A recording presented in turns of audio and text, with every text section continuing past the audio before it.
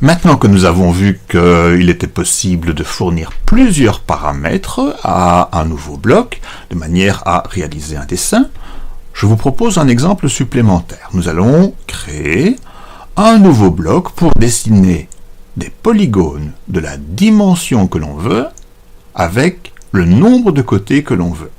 Donc pour cela, nous allons créer un nouveau bloc.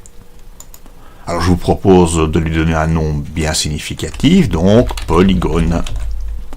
Et cette fois-ci, nous allons aussi lui ajouter des paramètres. Alors, il s'agira de nombres. Quel nombre? J'ajoute un premier entrée nombre qui est le nombre de côtés. Alors je vous propose d'appeler ce paramètre non pas number1 comme proposé par défaut, mais n côtés pour nombre de côtés. Puis il nous faudra un deuxième paramètre, le deuxième paramètre qui est la dimension de notre polygone en tous les cas, la dimension d'un côté. Alors je l'appelle taille d'un côté. Voilà. Deux paramètres donc, le nombre de côtés et la taille d'un côté. Ok. Est-ce que ceci dessine un polygone? Non. J'ai beau cliquer, il ne se passe rien. Il faut que je définisse moi-même la procédure pour dessiner ce polygone. Mais ça, nous savons faire maintenant. On y va. On passe dans les contrôles et on aura à répéter une action un certain nombre de fois. Quelle action? Il y aura bien sûr un mouvement et il y aura une rotation. Mais maintenant, combien de fois faudra-t-il répéter cette action? Avancer, tourner, avancer, tourner. Ça dépend du nombre de côtés. Donc, cela sera-t-il 10 fois? Oui, s'il s'agira d'un polygone à 10 côtés, un décagone. Mais ce ne sera pas toujours un décagone. Donc, combien de fois faudra-t-il tourner?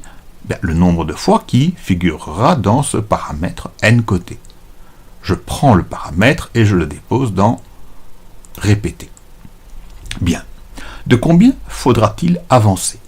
Il faudra avancer de la taille. Donc je prends le paramètre taille et je le dépose dans avancer de. Bien. Et puis il nous reste la difficile question de tourner de combien? Ça dépend. Ça dépend du nombre de côtés. Vous vous souvenez que pour un triangle de 3 côtés, il faut tourner 3 fois. Pour un carré, il faut tourner 4 fois. Pour un pentagone, il faut tourner 5 fois. Et de combien faut-il tourner? Pour le pentagone, il faut tourner de 360 degrés divisé par 5. Pour le carré, 360 degrés divisé par 4. Il y a donc une opération à faire. Et l'opération, je ne peux pas l'écrire ici, je ne peux pas l'écrire directement. Il y a une petite nouveauté. Cette fois-ci, il faut utiliser un opérateur, une opération arithmétique. Quelle opération? Bien, je viens de le dire.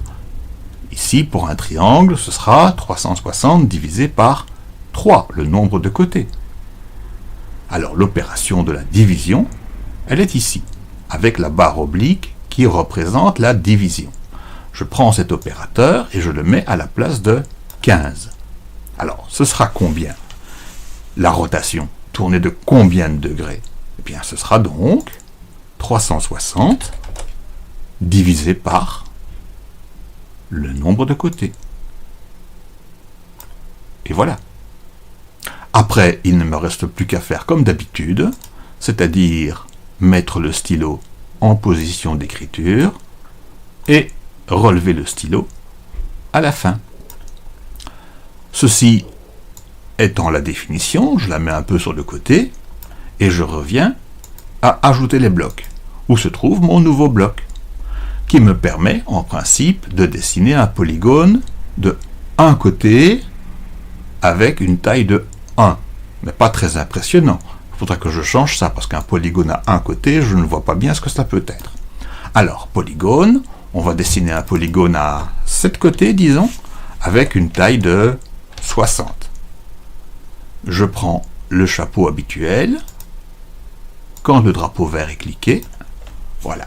Et je vais maintenant cliquer le drapeau vert pour voir si notre procédure fonctionne. Attention. Et voilà. Nous avons effectivement un polygone à 1, 2, 3, 4, 5, 6, 7 côtés. Si je souhaite maintenant dessiner un polygone à 6 côtés, de dimension 40 pas pour chaque côté, est-ce beaucoup plus difficile? Eh bien non. Voilà, vous disposez maintenant d'une méthode pour dessiner des polygones de la taille que vous voulez avec le nombre de côtés que vous voulez. Nous utilisons pour cela deux paramètres dans la procédure.